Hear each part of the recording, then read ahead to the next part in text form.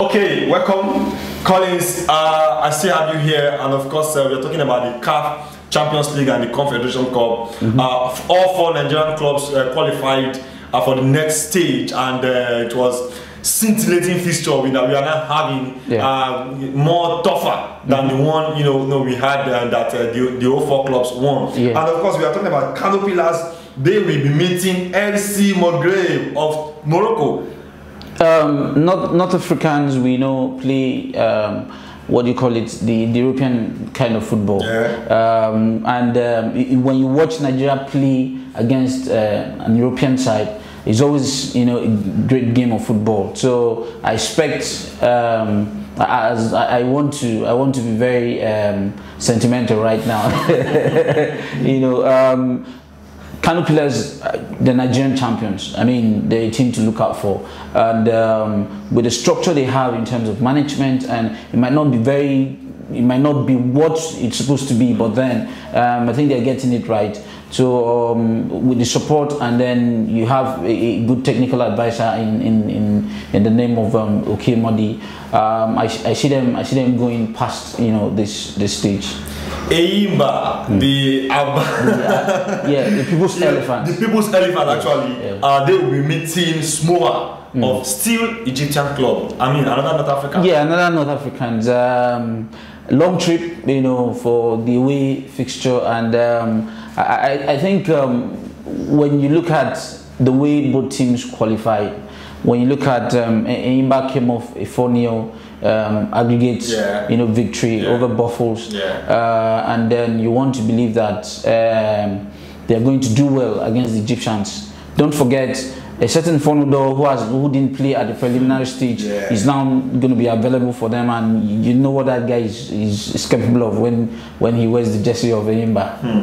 Okay, the CAF Confederation Cup, Dolphins will be meeting Club Africain. Is that end of the road for Dolphins? No, I wouldn't say so. Football is a game of 90 minutes, and here we're talking about 90 minutes away, 90 minutes at home. So if we want to say it's the end of the road, they're having internal issues.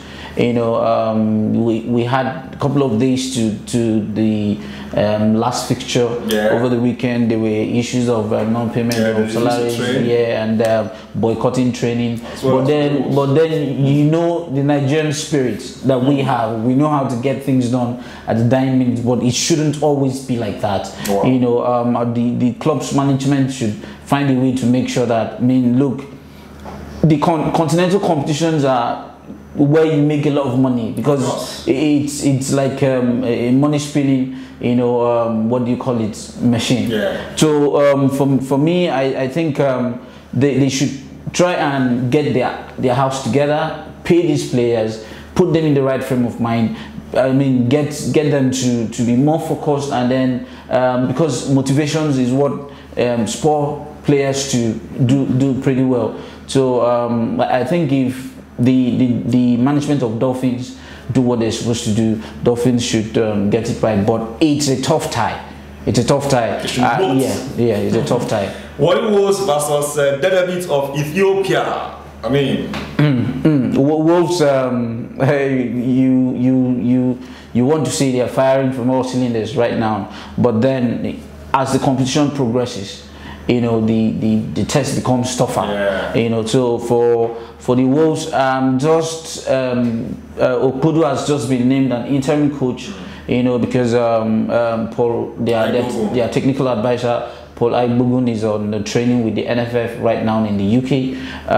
But then Okudu's got experience, and he's been around for some time, and I expect that all being well, he should be able to coordinate from the training ground to the match itself. He should be able to get this team together, and get the most important thing is, when you go away, find a way and get a result, or a goal, whatever happens. So that's always the key, when it comes to Champions League games, not only restricted to what do you call it, the CAF. In Europe, it's the same thing. Once you're playing away, that's why I prefer when teams that I have sentimental attachment to play away first. You know, because once you play away first and you're able to grind out, you know, a little something positive. Yeah. Coming back home, it's a bit more easy, but then home games have a lot of pressure too.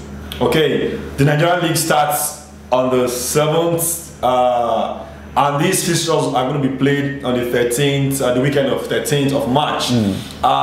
Would you say the league kicking off on the 7th will anyway affect positively or negatively on this Nigerian? Well, I want to say it should affect them positively, you know, because most of these clubs, Nigerian clubs that are playing, that are doing us proud at the moment on the continent, they've been lacking games, competitive matches. So I think if the league kicks in, and then it's just going to put them in that radar where we want them to be in terms of preparation, match fitness, and all of that.